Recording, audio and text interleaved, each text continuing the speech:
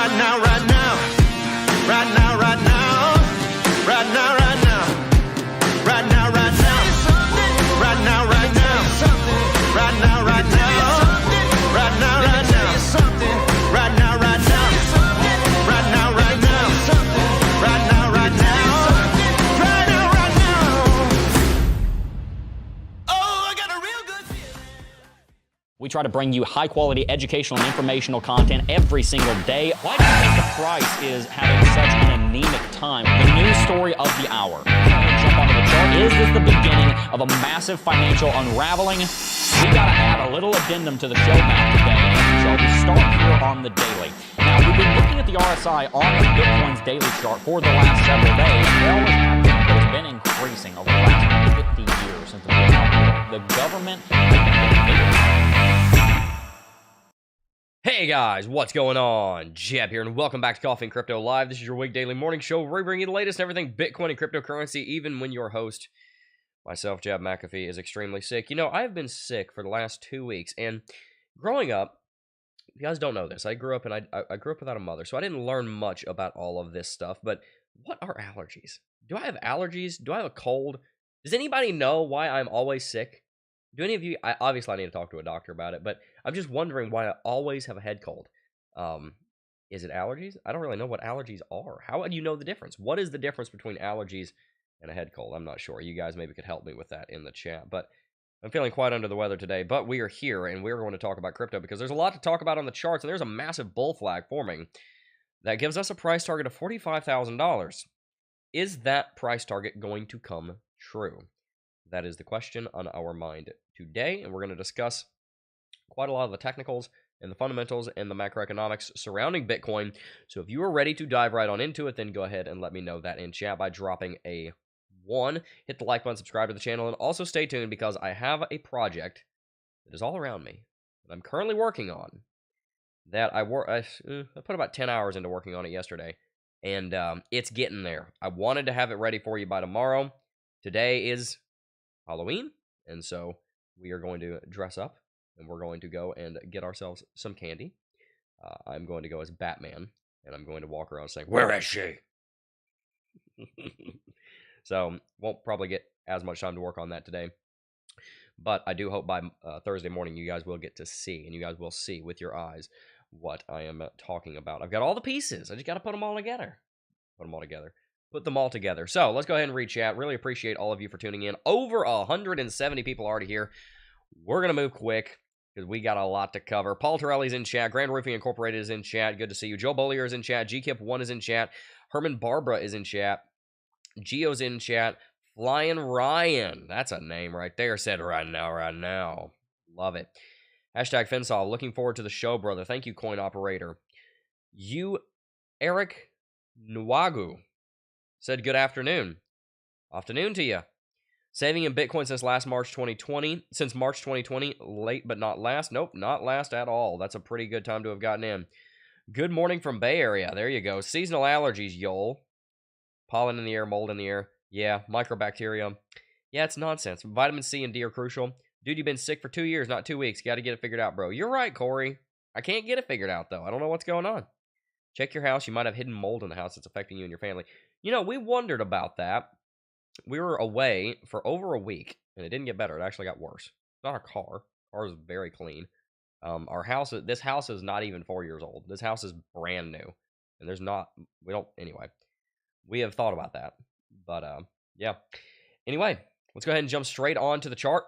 As you can see, Bitcoin is currently trading around $34,300, down 1.5% over the last 24 hours, down slightly over the last 7 days, but up massively year to date. A little over a week ago, Bitcoin went through a massive rally that broke us above critical resistance. This rally, due in large part, to anybody who doesn't really know why we rallied, in large part, I believe this occurred because of this wick right here. On this day, Cointelegraph falsely posted to Twitter that the BlackRock iShares Bitcoin spot ETF had been approved by the SEC, and that, well, it was now going to be moving forward. They were incorrect on that, and within 8 minutes, the market managed to rally about $2,000. I don't know how long it would take for us to go back here and show you that, but it literally happened in 8 minutes. Yeah, it'd take too long to go back, but in 8 minutes, the market rallied $2,000. And that showed people what would happen in the event of a BlackRock ETF being approved. And a BlackRock ETF is very likely to be approved at some point in the not too distant future. And so with that, just a couple of days later, Bitcoin started rallying through the moon, and we had a lot of exuberance based on the idea of pricing in an eventual Bitcoin ETF. It seems that the Bitcoin ETF, more than likely coming in the future, had not been priced in yet. It now has been to some degree. I don't think it fully has been. If the BlackRock ETF were to launch, I still think we would rally. But a lot of this rally had to do with the exuberance around the BlackRock ETF, which is also what drove the last Bitcoin rally when the BlackRock ETF was announced. Makes sense. It's one of the biggest adoption stories in the history of Bitcoin. Excuse me.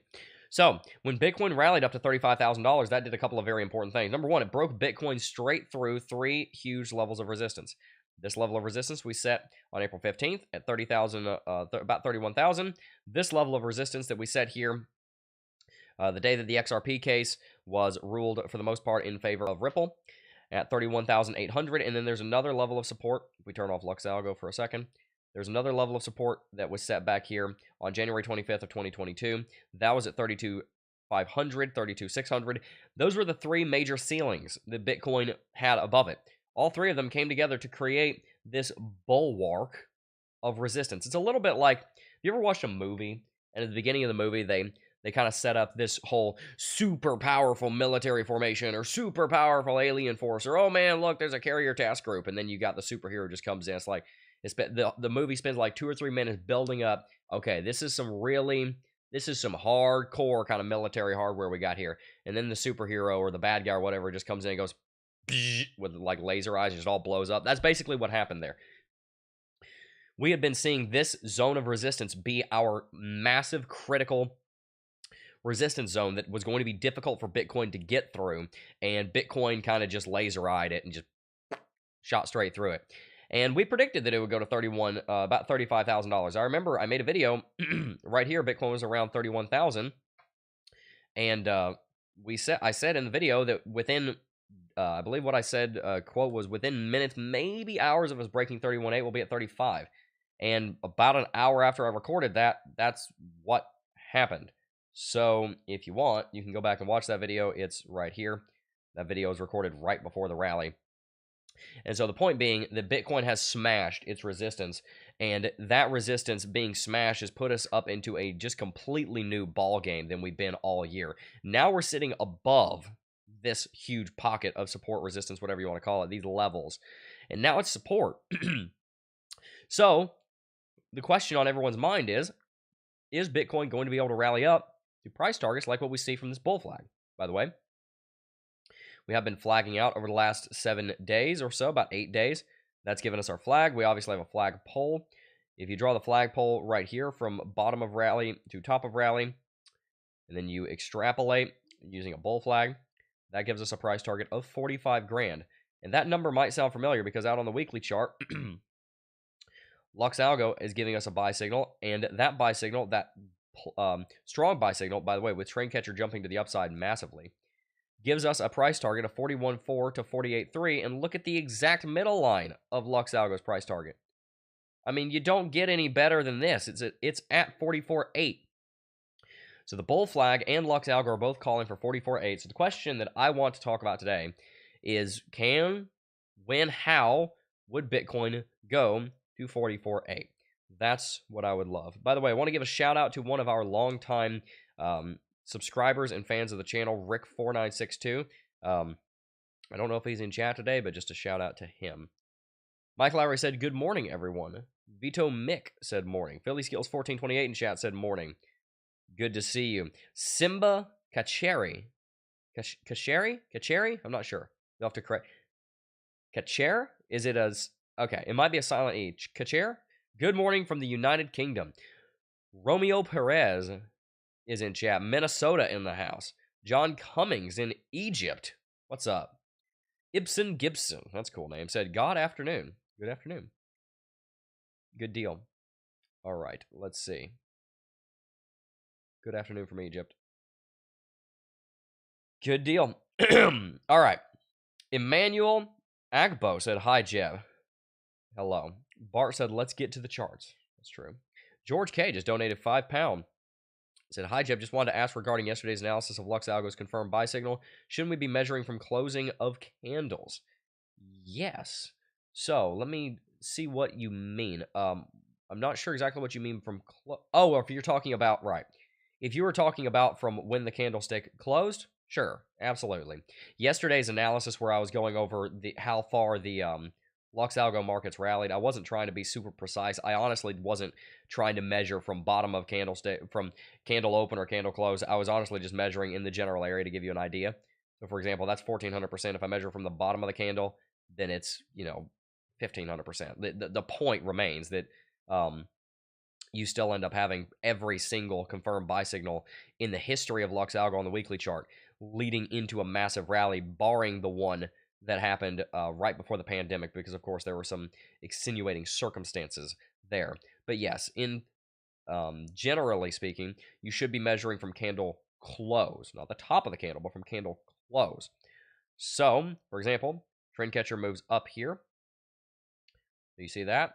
And then you would measure from candle close all the way up here, 50% rally.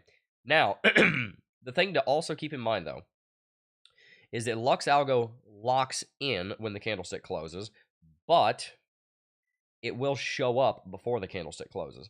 This trend catcher probably jumped green right around in the middle of the candlestick, and you could have entered the trade by that time if you thought the market was going to stay up there. So yes, technically speaking, you should be measuring from candle close. Again, not the top of the candle close. So that's the bottom of the red candles, top of the greens.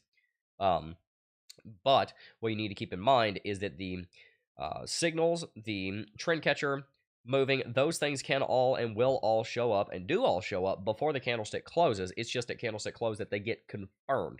Oftentimes it's somewhere in the middle of the candlestick that you're going to see the buy signal, sell signal, trend catcher green, trend catcher red, trend catcher up, trend catcher down come into play, whatever it may be. So great question. Absolutely. Oops, sorry.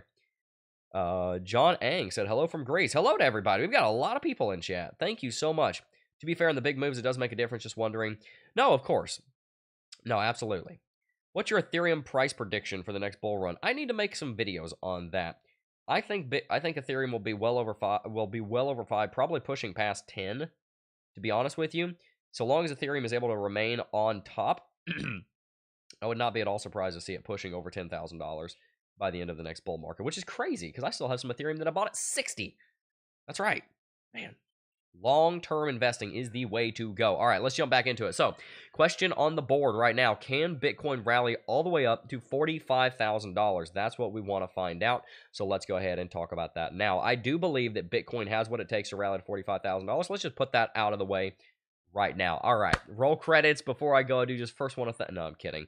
We're going to talk a little bit about how Bitcoin might get to 45. I'm very confident that Bitcoin will get to 45. The question is, how might Bitcoin get to 45, and how long might it take for Bitcoin to get to $45,000? Let's go ahead and continue talking about that right about now.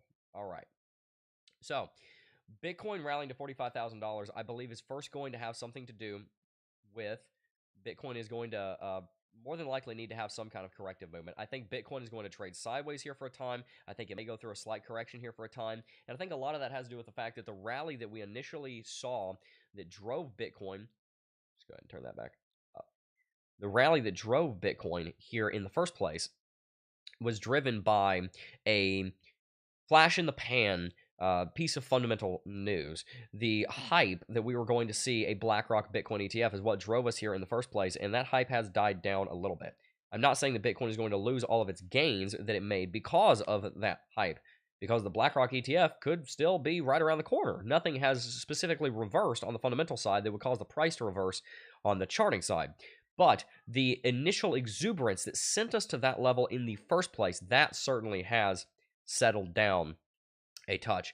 And so we need to understand that the mechanism by which we rallied to $35,000 in the first place has run its course.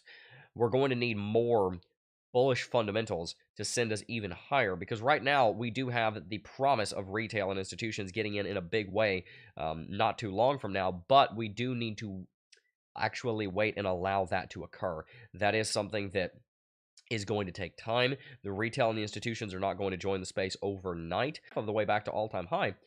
Because of all of those things, people will start taking more interest. We will start showing up more on mainstream news. But that is a gradual process. It's almost like when you try and build a snowball and roll it down a hill. Sometimes you got to really push it to get the thing going.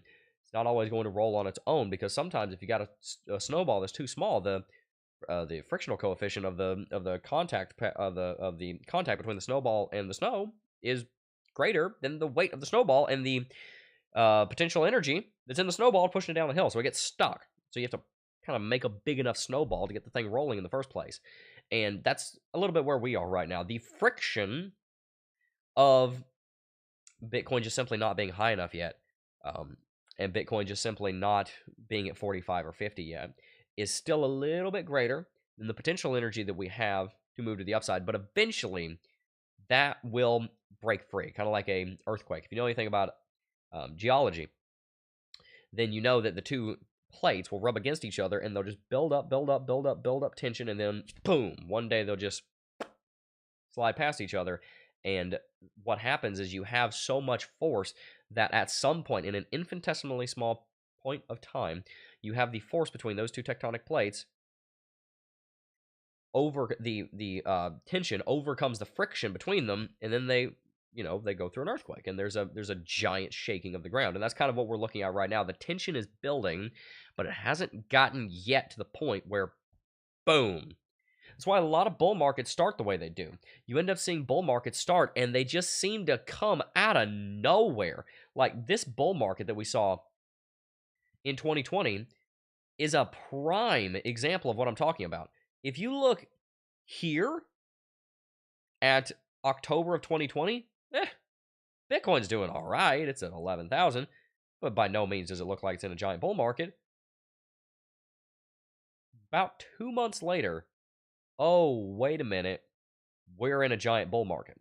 You can see that this point in time right here, first week of October, that was the moment when that fault line cracked. Slid past each other in an earthquake. In 60 days, we're up 80%. We're up 80%. Excuse me, my throat is pretty hoarse right now. Similar thing occurred over here in 2017, or very early 2017. You're basically like right here, and you manage to go through this giant bowl, and okay, cool, we're back at all-time high. We hit all-time high. What gives? When are we going to go into a bull market? Move forward 2 months. And then what's going on here? Bitcoin's absolutely running away. 60 days, up 130%. A lot of bull markets start in about a 60-day period of just insane growth. And we're not quite there yet. This was a big rally, but we have not reached that point yet. When we get to that point, don't be surprised if we're moving at least 1% a day. Obviously, we moved well over 1% a day here for a while, but I'm talking about continued sustained growth that happens over the course of weeks, if not months. That is the point at which the snowball starts rolling down the hill on its own. You don't have to push it anymore. That is the point at which the earthquake actually breaks.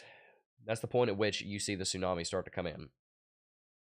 Crypto Mini Bike said, now I'm always late now that Jeb is on time again. Sorry about that, Crypto Mini Bike. I really do apologize about that.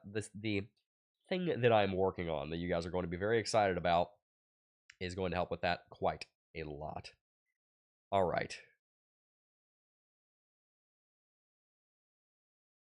All right, good deal. Let's go ahead and jump back onto the chart. If you're enjoying today's stream, hit that like button, subscribe to the channel, and stay tuned because we've got more content coming out today, and I have so much content planned out over the course of the next several months. Working on the project that I'm working on pretty heavily right now, and then after that's done, I'm going to be a lot more free to work on a lot of great content. Brief Crypto said, good morning, brother. Smash the like. Bryce Hayes said, hello from my VPN. There you go. Oh, really? You live in Finland? No, I'm just kidding. Why is it that everybody sets Finland as their VPN? Finland joined NATO, by the way. Geopolitical update. All right, so again, the question on the board is, how does Bitcoin get to 45? Well, a couple of things we've established. First and foremost, 45 is a reasonable price target. Secondly, someone mentioned this in the stream chat, in the video yesterday. There are some fib levels up here. The golden pocket on Bitcoin is between 39.1, see right here, and 41,000. 39 to 41. excuse me, that golden pocket right here is not far away. That golden pocket is right above us, and I do believe that it will have a certain degree of gravitational pull. If we go to $45,000, we will likely stop in the golden pocket first. A bit of historical analysis. The 2018 bear market is a great example of what I'm going to talk about here. The golden pocket is the 61.8% Fibonacci retracement. The market doesn't always go all the way back there, but oftentimes it does. And when it does, it ends up giving us a lot of information about the market. You can see right here on this correction. We draw a top here at 11.7 from the double tops. Come down here to 6.6. And you can see that the golden pocket is right here between 9.3 and 9.8, somewhere around there. Bitcoin pretty much rallies straight into the golden pocket. If we look here at this correction, Bitcoin essentially rallies straight into the golden pocket. If we were in a bear market, we'd be looking at the Fibonacci a lot more for this reason. But you can see golden pocket is between 61.8 and 65%. If you want to know how the Fibonacci is calculated, make sure to check out Club DeFi's Principles of Technical Analysis with the link in the description box down below. I teach you all of that. Essentially, those numbers just come from the division of the different numbers in the Fibonacci sequence. So 1 plus 1 equals 2, 1 plus 2 equals 3, 2 plus 3 equals 5, 8, 13, 21, 34, 55, 89, 134, and I could go on. Anyway, the golden pocket is very significant because it's normally the level that the market's going to rally back to. It shows up all over the place. I think it might even show up right here. Yeah, so you can see this is where Bitcoin rallied to in this case. Bitcoin rallied to the golden pocket right here. You can see the what I call the historicity of that. I think I may have made up that word, but you can see the historicity, the historical precedent that is set. Even here on this correction, see Bitcoin rallied right into the golden pocket, and that's basically where it stopped. There is a very large historical precedence for Bitcoin rallying into the golden pocket. You can see that the golden pocket here is between 39 and 41. So the next leg of this rally will likely be a rally to at least $39,000 to $41,000. From there, a rally through there to 45 is also in order. Remember, the bottom of the Fibonacci on the weekly chart, I'll just show you. Not the bottom of the Fibonacci. The bottom of the Lux Algo price target on the weekly chart is at 41.8. So we're basically talking about the golden pocket here. See the golden pocket showing up. And the top of the take profit is essentially up here right under the 0.786 level at $50,000, 48. So we've essentially got our next two levels that Bitcoin's going to go to, and it's not perfect. It's not the easiest thing to see, but essentially the next two major levels that we're looking at here are 39 to 41 and then 50. So what I think is probably going to happen here is I think Bitcoin's going to trade sideways between about 31.8 to $35,000. That's why I said yesterday. I think it's going to trade between 31.8 and $35,000. We're obviously at the higher end of that right now. I would not be at all surprised to see Bitcoin break down $1,000 here or something and freak everybody out, but just embolden the bulls because they know that they're getting a better deal. Trade sideways in, let's just see. I'll draw a box here. How about that? I'll draw a box and just leave it on the chart. We'll see what happens. I would not be at all surprised to see Bitcoin trading in this box for the next several months. Not what I meant to do. Would not be at all surprised to see Bitcoin trading within this box. Not for the next several months, but for the next, I don't know, month or two probably. And we'll give this I hope that's green. That is green. I am colorblind, so please bear with me. I would not be at all surprised to see Bitcoin trading in essentially this box right here. And then from there, somewhere out of that box, going through, and I just want to check and make sure everything looks good on your end. Yep. From that point, bouncing out of that box straight up to 39 to 41. I think that's probably going to be one of the next legs of the rally, so long as we have enough bullish pressure not to just range sideways at 35 forever. Now, that is kind of what happens in the pre-halving phase of the bull market. You kind of just gradually move up and range sideways forever. That's what we saw happen here in 2019 and the first part of 2020. For 18 months, we just traded sideways and up. Just ever so slightly up, but mostly sideways. Same thing in 2016, 17. Again, these are the same periods that we're in right now in relation to the halving. Same part of the cycle. And that's essentially what we're doing right now. We're basically just ranging sideways, trading up. I think we're going to trade in this green box for at least the next several weeks. From there, a rally of $8,000 could be in order. And it would mean that this price target, this bull flag, would actually be making a lot of sense, because at that point, the bull flag wouldn't be this tiny little thing. The bull flag might be something more like this. And then from there, if you extrapolate that bull flag out, it's pointing at 42. 39 to 41 is pretty close to that bull flag. And there's your price target. How do we get there?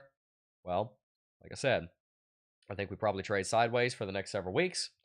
From there, though, after we traded sideways for the next several weeks, we get some kind of bullish event. Could be anything, and that will send Bitcoin further to the upside. Charles Bustani said, last day of the monthly chart. Yes, that's a good point. We should mention that. This is the last day of the monthly chart candlestick, and the monthly chart candlestick is obviously extremely bullish right now. Ridiculously bullish. It's a giant doji. See, huge multi-month bullish engulfing.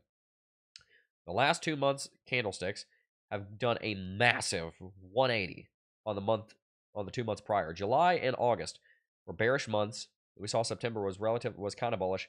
This month was hugely bullish. September was a spinning top. You see right here, it was a spinning top candlestick formation, indicating indecision. Market didn't know whether it was going to go up or down. The next candlestick decided we were going up. The market has very clearly chosen a direction, and we shouldn't ignore that. Now, a couple of things also to mention out on the monthly chart are that with this monthly chart candlestick, the MACD is no longer just kind of hovering sideways. It's actually moving to the upside with a lot of aggression now. And in a way, I would consider this more to be the actual cross than even back here in June. And the reason for that is that back here in June, we did cross, but we traded sideways right on top of ourselves. There was no actual divergence. MACD stands for Moving Average Convergence Divergence. There's actual divergence now. So with this month closing as high as we have, I do believe that that gives a lot more credence to the idea that we've essentially basically just seen a monthly chart MACD cross. At least the part of it that actually matters. Same thing with the RSI. Not so much same thing with the RSI, but similar story with the RSI. This is the highest level that RSI has been since March of 2022.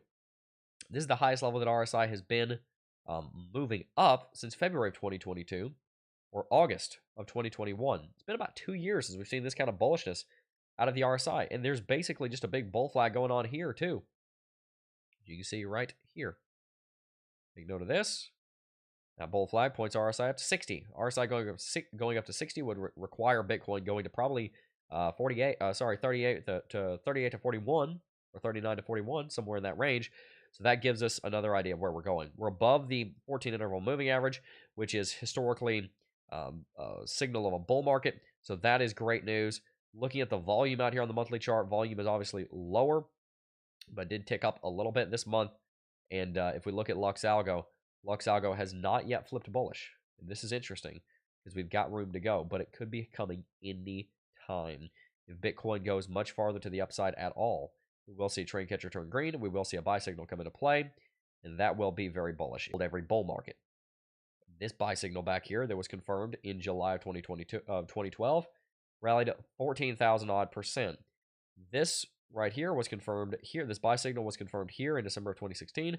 Rallies 2,400 odd %. This confirmed buy signal was confirmed in June of 2019, somewhere in there. Rallied to 600%. Now you might be saying, but Jeb, look at this buy signal. This buy signal came in at the top. Yes, but it was never a confirmed buy signal. If you'll notice, this sell signal was never confirmed. So this signal and this signal are both invalid. There's only a few signals on this chart that are actually valid. In fact, just to make it simple, they're every one of the signals except for these two. If you weed out these two signals, these other signals are the ones that are valid. And I don't know if you can tell, but they're pretty solid signals. If you guys don't have Lux Algo yet, you need to get it. I'm telling you, you're missing out.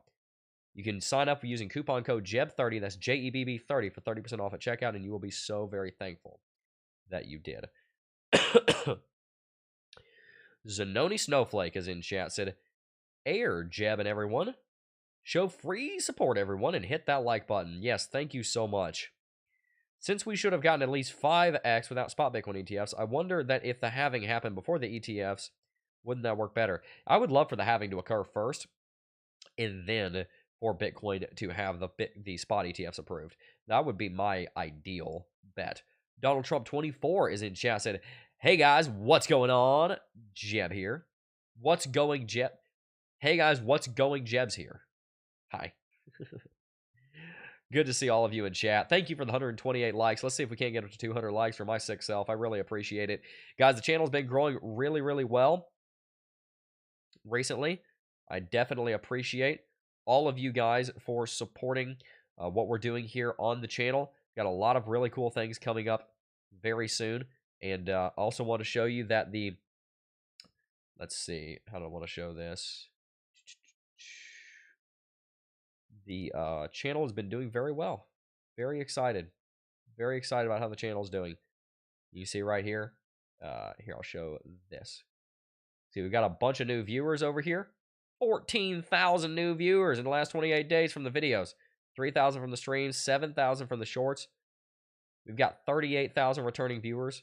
107,000 views on the video, 53,000 on the streams, 37,000 on the shorts. Really, really excited about how the channel is performing. New subscribers coming in from the videos and from the streams and shorts, but mostly from the videos. Just very excited about all of that. Very, very excited about all of that. I think that, let's see. Yeah, even just the videos. See, we've gotten over 107,000 views. Videos are doing very, very well, and you guys are being very, very supportive. Really appreciate all of you guys and what you've been doing. The channel is really taking off and doing well. I knew that it would. You can even see right here. Here, check this out. This is great. I love to see this. This shows up even a little bit better on phone, but you can see it. There's 51,000 returning viewers, and we have had 75,000 unique viewers in the last 28 days. You can see all the unique people. That is how many individuals. So that means that we have had enough unique people watching the channel over the last 28 days to fill Ben Hill Griffin Football Stadium. We're getting 3,000 new viewers every single day. A bunch of new subscribers are coming in. New subscriber growth. Remember, we have this issue we're dealing with right now where YouTube is closing down different accounts. So we're battling against YouTube closing down like 1,000 subscribers or 500 to 1,000 subscribers every single month because they're closed accounts. So channel's been doing good. Really appreciate that. Need you to get up to 500K. Most will leave after the bull market ends in the next few years. A lot will, but I think a lot will stay. ETF create higher prices when which creates more incentive for miners. Sober realities in chat. All right, so let's keep going here. Crypto Surge said, you keep on teasing us with that new project. Can you tell us by when you're going to tell us? Let's see. What can I do to tease it?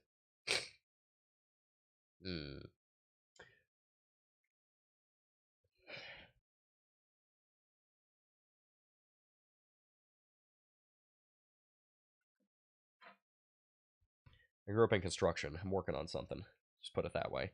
I don't want to tell you yet. Because I want a big reveal. Big reveal. That's why I don't want to give you too much information, because a big reveal's coming. It's the kind of thing where I can be like, check this out. I really want to have it done by Thursday. I'm working as hard as I can to get it done by Thursday. I tell you what, guys, I worked my freaking tailbone off yesterday on this thing.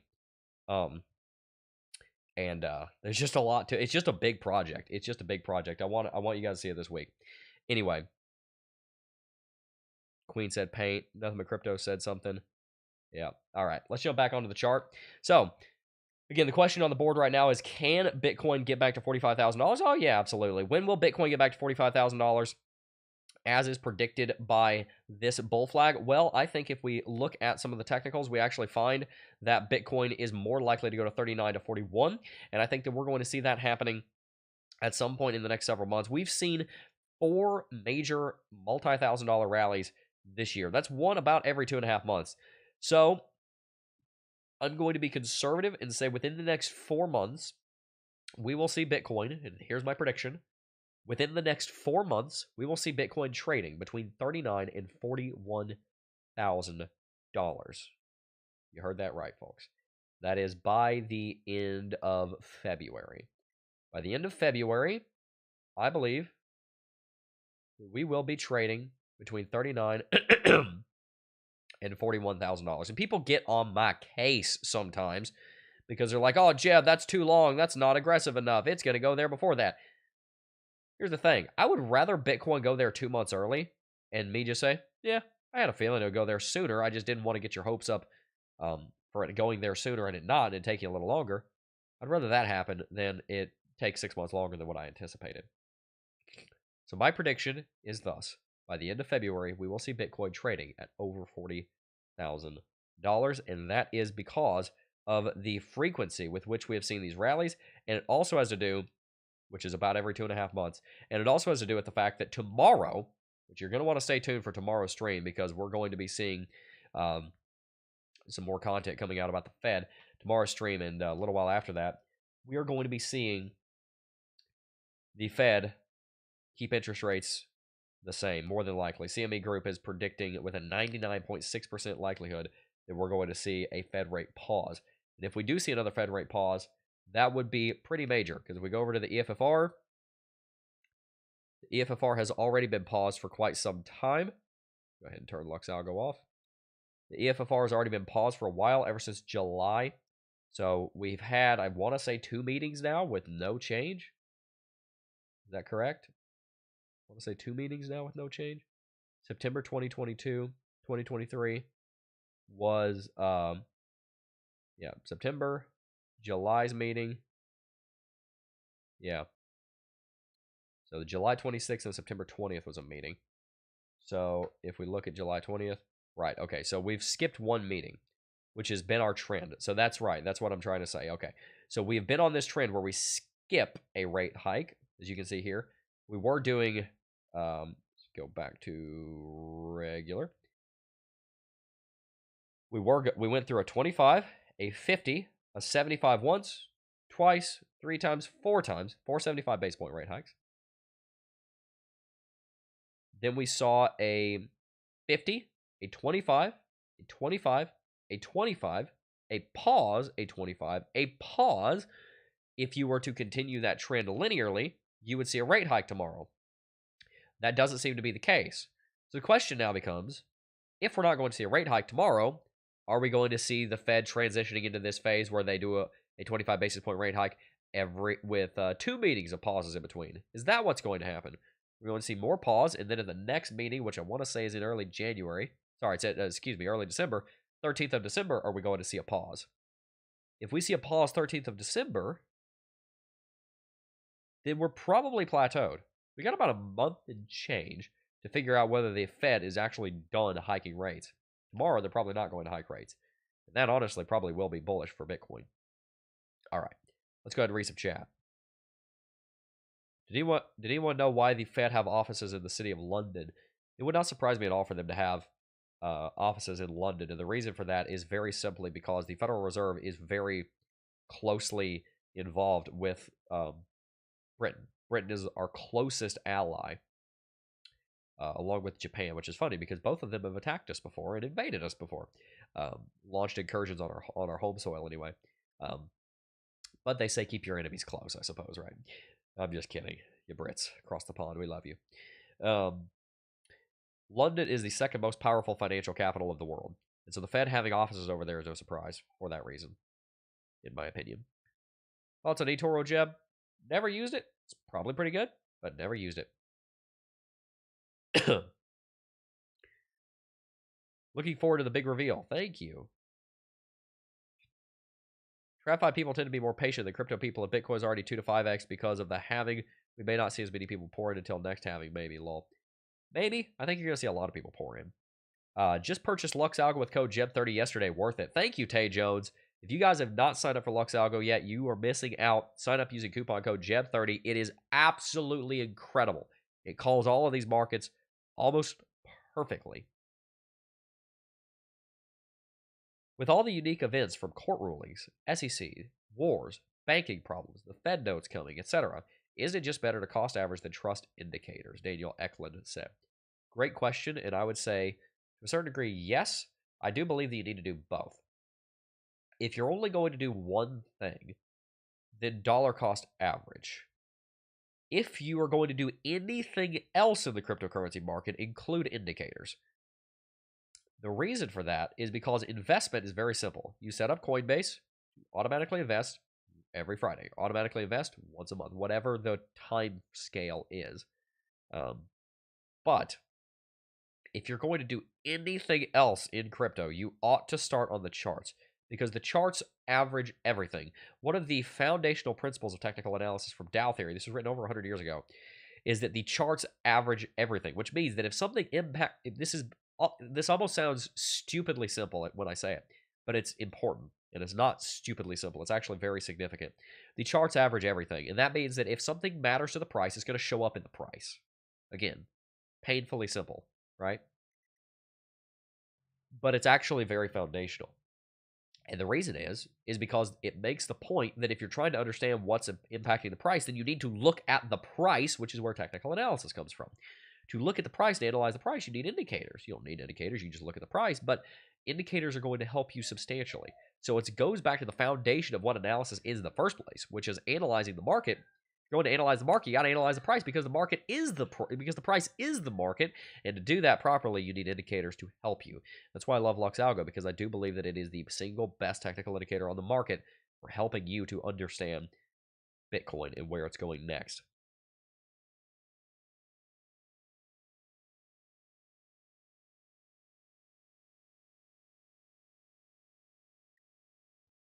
Gravy Davidson said, Washington, D.C., City of London, and Vatican, only place rules don't apply.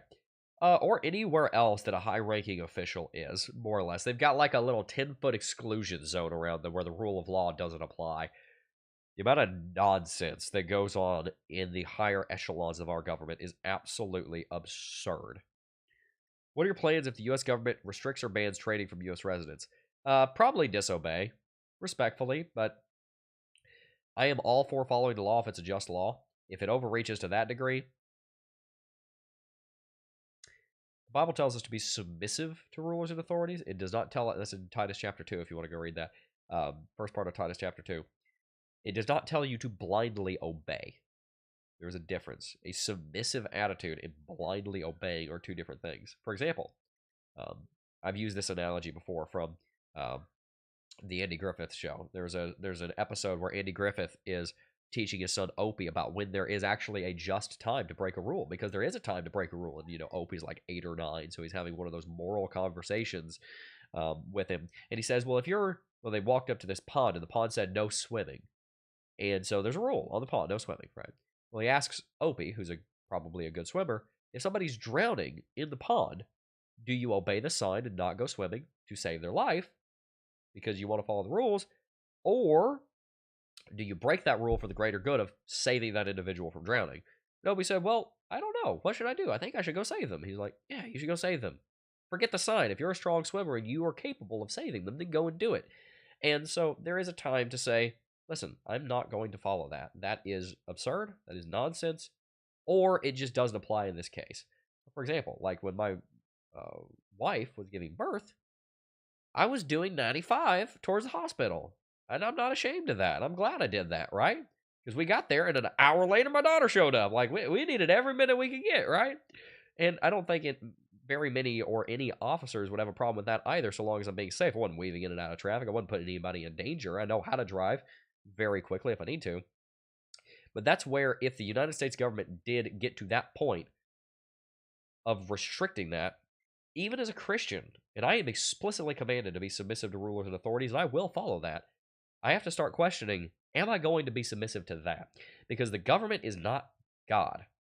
And that is one of the major issues of human culture at its very core, is when do you and when do you not obey the government?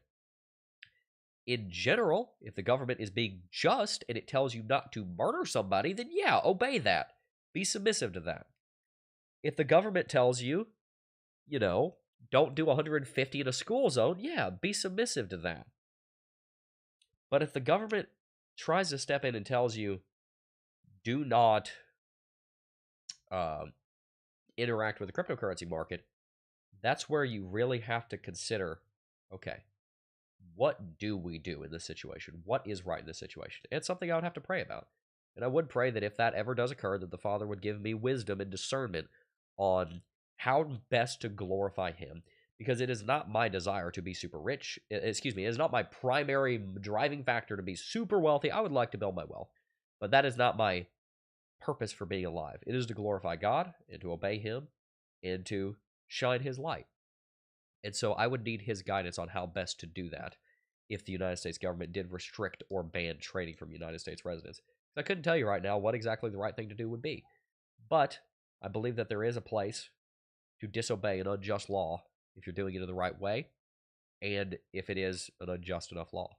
And I couldn't tell you whether that would be or not, but I am telling you that there is a place to break a law if there is a very, very good reason. But don't go doing it for your own gain. That's the one thing I will say. I'm not one to walk around and break laws pretty much at all, because there's not very much that the government says is illegal that I am required to do. If the government said that I'm not allowed to fellowship with other believers, or I'm not allowed to read my Bible, then yeah, I'm breaking that law. Guaranteed. You throw me in jail, I don't care. You put a gun to my head, I'm never going to stop preaching the gospel. But in general, if it's a fair ask, I'm going to try and obey it, because I want to have a submissive heart to it, to that authority. But that doesn't mean that we blindly obey. There's a difference. Civil disobedience is necessary. In some cases, yes, it is. In some cases, it is. All right. Needs spot ETF 3/4 through the blue. Sean Frosch said, needs spot ETF 3/4 through the blow off top. Oh, I see. Right. Yeah. That would be really nice. That'd be a nice timing. Yeah, for sure. All right, guys. I really appreciate all of you for tuning in. I am going to have to wrap it out. Make sure that if you are enjoying today's stream, to hit that like button, subscribe to the channel, and stay tuned, because I've got a big reveal coming up.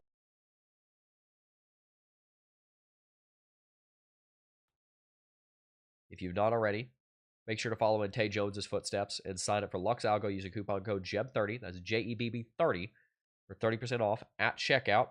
30% off at checkout, and you will save yourself hundreds of dollars because you did that, and you'll be getting yourself a technical indicator that's going to help you to make so much money in the cryptocurrency space. Plassa said, Jeb is insanely wise and smart. I do believe the Lord has gifted me with wisdom, and the Bible tells us that if we ask for wisdom, he will give generously, and that's what Solomon did. Solomon asked for wisdom, and God gave him wisdom generously, and that's what I want. That's what I want. I want wisdom. There's a saying, this isn't scripture, but this is, I think, very in alignment with scripture, that if you ask for courage, God will send you scary things to overcome. If you ask for wisdom, God will send you life that you have to, will send you problems that you have to solve in life. If you ask for strength, God will send you challenges that you have to overcome. And I ask for all of those things, and I get all of those things in return. When I ask for wisdom, a lot of times issues show up that I have to process. When I ask for strength, sometimes hard times come that I have to process. When I ask for courage, sometimes there are scary things that happen that I have to work through. And I want you to realize that. I want you guys to understand that God truly is our Father, and we watched Thor the other night, and in the movie Thor, it's a great father-son movie. And if anybody's ever seen the movie Thor, I'll tell you, if you have not watched the movie Thor, because you've been under a rock for the last 15 years, then plug your ears, because I'm about to spoil something. But in the movie Thor, all right, is everybody tuned out? All right, cool. It needs to. In the movie Thor, Odin banishes him because of his pride and his arrogance and his recklessness. And in the moment, you're like, oh man, he's terrible. He gave up on his son. But his mother, Frigga, says, Odin always has a purpose for something. And he did. His purpose was to be a good father and to humble him, because he needed to be humbled. He was arrogant, so he lost everything. He was reckless, so he lost the thing that allowed him to be reckless. He was prideful, so he lost his power. And he had to learn to reckon with that. And then at the end of the movie, he comes back, and he's not prideful, he's not arrogant, he's not reckless, and he's ready to be a good king. And that's how, to a certain degree, it's kind of how our Father works in heaven. That's how I work as a father to my son. I don't banish my 3-year-old onto some desert in the middle of nowhere.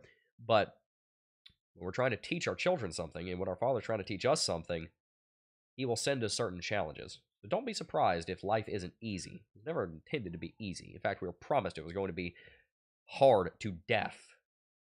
But if we trust and obey and follow, we will make it through. Really appreciate all of you for tuning in. If you're enjoying today's stream, hit that like button, subscribe to the channel. Feel free to reach out if you ever want to talk about the Lord. Lord God, I just pray that you would protect everyone here today. Help them to serve you if they're not. And Father, I pray that they would know how much you love them.